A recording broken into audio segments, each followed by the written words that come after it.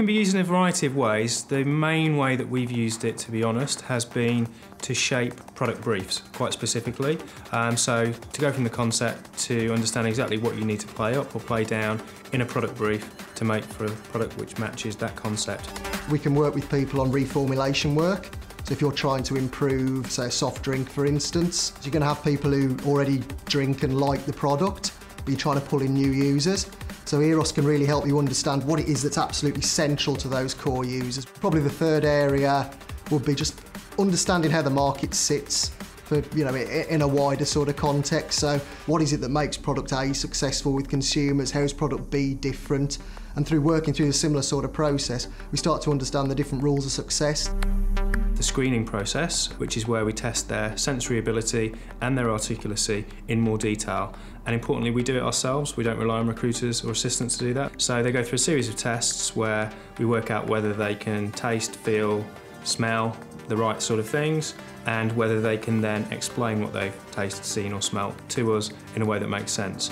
We need to ensure that the products are different enough so that people are going to be able to talk about them, understand the differences, and also therefore making decisions about what works, what doesn't, what fit the concept, fit the brand and all those kind of aspects. And if they're too close together, although we're screening people for their ability, you're obviously going to make their task much more difficult. So especially the first pair of products that we're presenting, we want to make it as easy as starting from a kind of macro level and funneling down to the more detailed differences afterwards. We obviously want to avoid also having disjointed sample sets. Although we want the samples to be different, they have to present a coherence in the middle.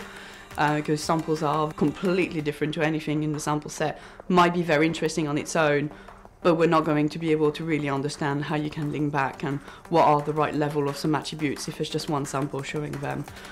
So this is where it's really a kind of experience and working with a client and understanding what they're trying to achieve to select the best sample. We get them to taste a series of products or prototypes, and as they do that, they feedback on very specifically on what it is about those products which matches the concept and things about the products which don't match the concept. And then we probe in detail to understand the specific sensory characteristics which need to be adjusted to make those prototypes better meet the concept. Sometimes that can be by improving one. Sometimes it can be by taking characteristics from a number of the products. Ultimately, what we come up with is a very good idea of how the emotional conceptualizations of the concept are played out in product terms. We really want to be able to give, at the end of the day, a product brief to developers. So we need to talk their language, and we need to actually be as detailed and as helpful as possible, ensuring that we've selected the right product, that we've selected the right people, that we're using the right language. It's not just about a product brief, it's about a wider, holistic understanding.